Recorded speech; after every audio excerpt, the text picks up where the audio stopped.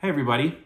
One of a parent's greatest fears is for their child to become lost or abducted, especially if they're a special needs child where they can't respond or maybe shout out for help or contact the right authorities.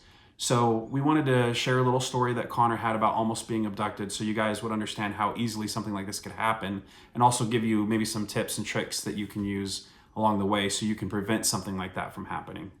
So go ahead.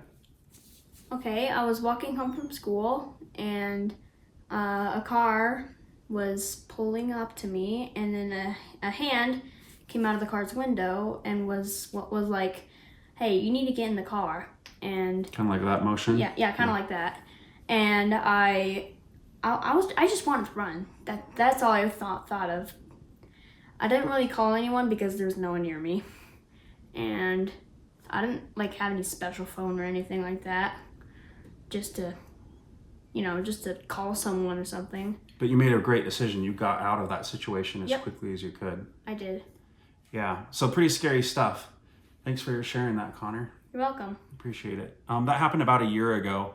And the reason we didn't talk about it earlier or anything like that is because we didn't have all the information we needed. We didn't know if we'd do a video like this.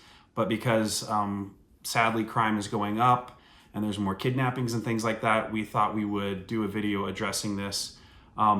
If for nothing else, for kids on the spectrum who get lost, which is something that happened to Connor when he was littler. He would just walk away from school. No one would know where he was. With Ian, he got lost at SeaWorld one year, and it took us like an hour to find him, or it felt like an hour. It's probably more like half an hour. But yeah, it was really scary as his parents to lose Ian. And what had happened is he hid in some clothes rack in a gift shop store at SeaWorld. So one of the first things I should mention is as far as tracking devices. Now, if we're talking about a child who's just getting lost, a really good tracking device is like a watch, like a GPS watch.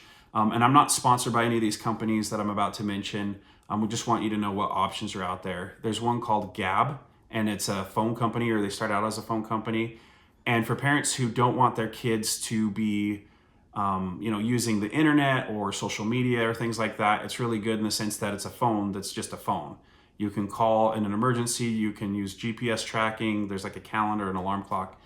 It's really simple stuff. And the same thing goes for the watch. The watch is basically the same thing as a phone. It's just something that, it's a lot less easy to lose track of or to, have fall out of a pocket or something like that. So that's a good option if you're just worried about your child being lost. Now, when it comes to abductions, things can be a little bit different because the first thing a predator would look for is a tracking device. So a watch, or those little ones that attach to kids' shoelaces, things like that, they would immediately just get rid of those before taking the child. So something that you can do is sew in a tracker into clothing. Now, Apple has a small one, I think it's called AirTag, that you could sew into clothing, like a backpack or something like that, so it's not so easily detected.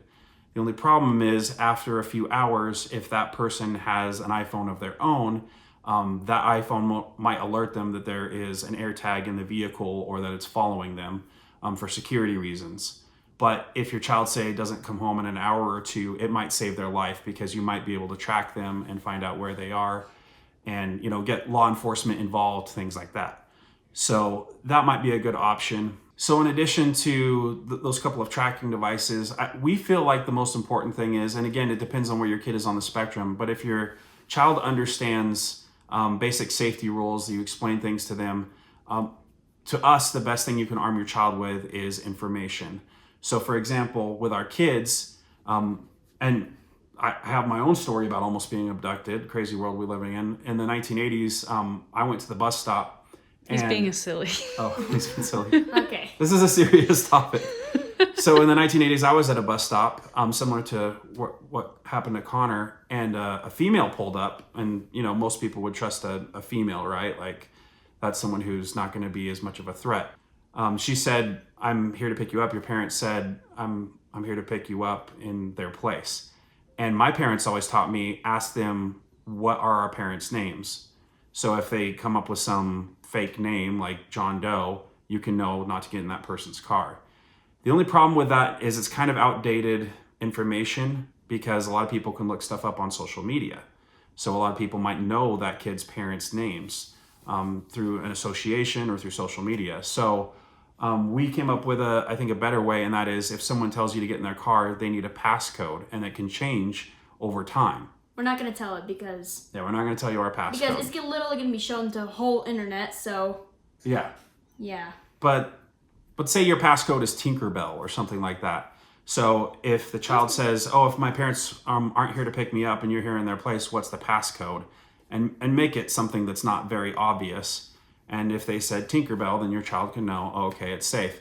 Even then, I would say if the child has a way of contacting their parents to verify if that person's there to pick them up in their behalf, I would do that.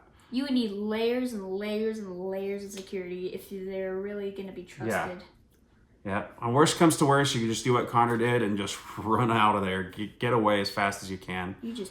I'm sure a lot of you have many other tips and tricks to share. Please let us know in the comment sections what you have to share with everyone else. It could save someone's life. So thanks very much for watching this. We know it's a short video, but we just wanted to get that out there and just give some tips and pointers on how to keep track of your child and keep them safe. Thanks.